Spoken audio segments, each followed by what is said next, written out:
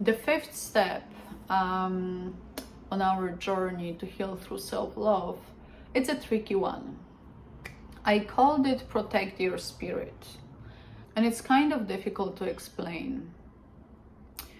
I want to encourage you to start setting boundaries. Let me just say this.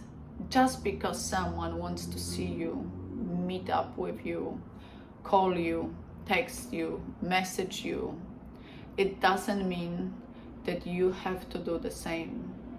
Just because people have the need to be around you, it doesn't unfortunately always mean that it's good for you. Pay attention to how others make you feel. Our body is our best GPS. The more connected you are to yourself, the more you will feel it. You will know when someone feels good and when someone feels bad for you. Just pay attention to what your body tells you. Everyone has this gut feeling. You know when something just doesn't feel right. You can't always put a name on it, but you know that it doesn't feel good. So that's your indication. That's your sign that this person or this situation doesn't serve you.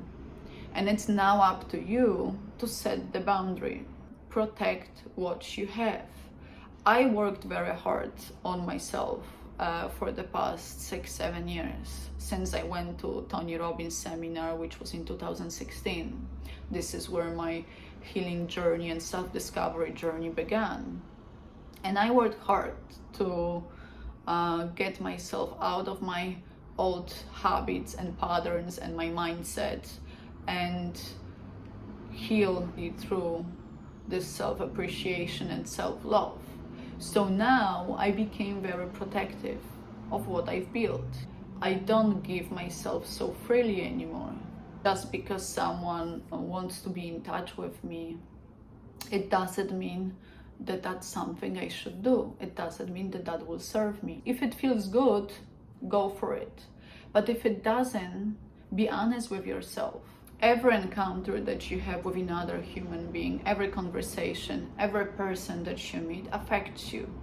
Just be mindful about it. I'm not asking you to cut off everyone, but just please be mindful that you're always exchanging energy. So if you have good energy, if you've built it for yourself, and you meet a lot of people with the negative energy, unfortunately, the exchange will happen. They will get the best out of it. You unfortunately will be left with some of their negativity.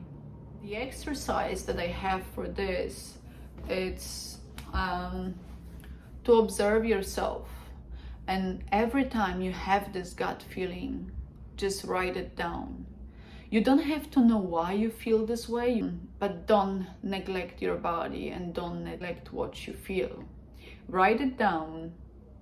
Write down if it's about the person or a situation or your boss or your friend or your partner or your family members. Unfortunately, it happens a lot with the people who are the closest to you. Just pay attention who triggers you and write it down.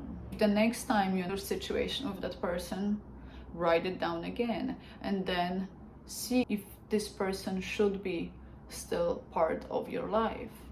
Create as positive environment around you as you can, so you can start building yourself up and you can start thriving.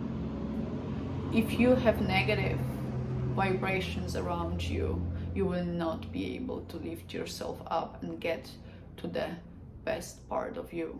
You definitely cannot heal.